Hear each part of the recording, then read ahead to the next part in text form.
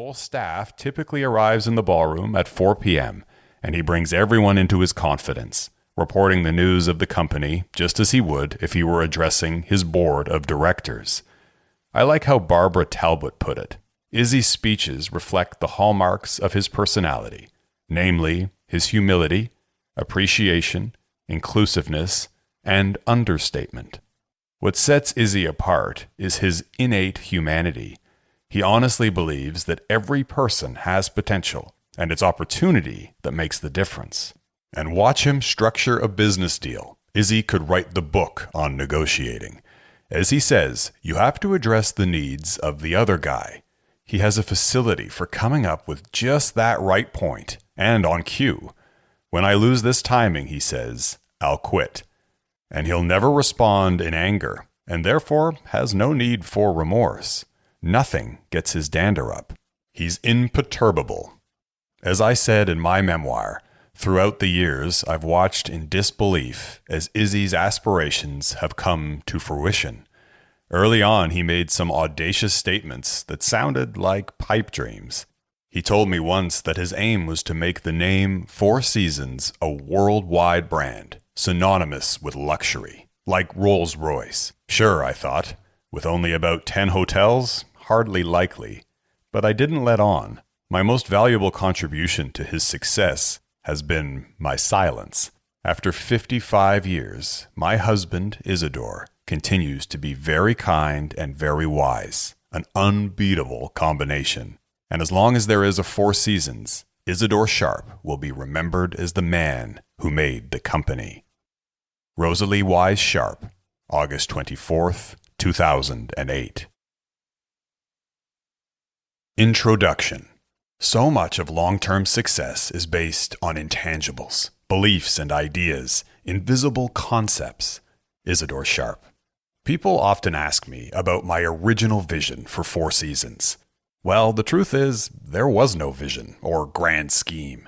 In 1961, when I built my first hotel, I knew nothing about the hotel business. My only professional experience was in building apartments and houses. I was just a builder, and the hotel was just another real estate deal. I never thought this was going to be a career, nor did I ever imagine I would one day find myself building and managing the largest and most prestigious group of five-star hotels in the world. I approached the business of innkeeping from a customer's perspective.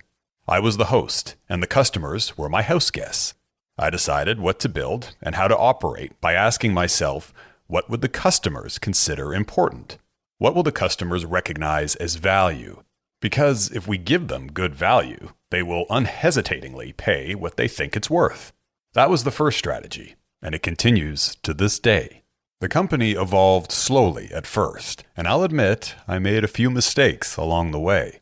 But I never made the mistake of putting profit ahead of people, and I believe part of Four Seasons' worldwide acclaim is built primarily on the strong relationships I've built over the years with owners, partners, and board members who shared my standards, and with the thousands of employees, managers, and executives who helped make the company such a success.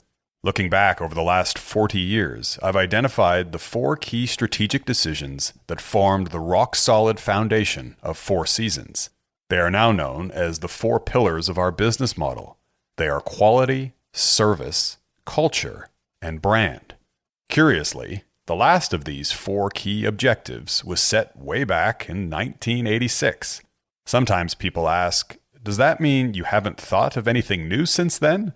I tell them that we make new initiatives every year, but nothing so far that has been as fundamentally important. Our main focus is to continue refining and reinforcing these original 4 pillars. It's not as though lightning struck and I said, I've got an idea, and we put it all together in a day. These decisions evolved over 25 years, each decision supporting the one before. Over the years, we've initiated many new ideas that have been copied and are now the norm in the industry.